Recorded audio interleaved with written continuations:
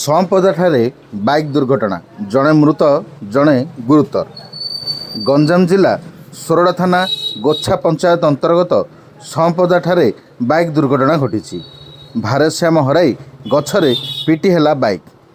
ସୂଚନା ମୁତାବକ ସୋରଡ଼ାରୁ ଗୋଛା ଅଭିମୁଖେ ଦୁଇ ଜଣ ବାଇକ୍ ଯୋଗେ ବିଳମ୍ବିତ ରାତିରେ ଯାଉଥିବା ବେଳେ ବୁଲାଣି ରାସ୍ତାରେ ଭାରସାମ୍ୟ ହରାଇ ରାସ୍ତା ପାର୍ଶ୍ୱରେ ଥିବା ଗଛରେ ପିଟି ହୋଇଯାଇଥିଲା। ସ୍ଥାନୀୟ ଲୋକମାନେ ଦେଖି ସୋରଡ଼ା ଅଗ୍ନିଶମ ବିଭାଗକୁ ସୂଚନା ଦେଇଥିଲେ।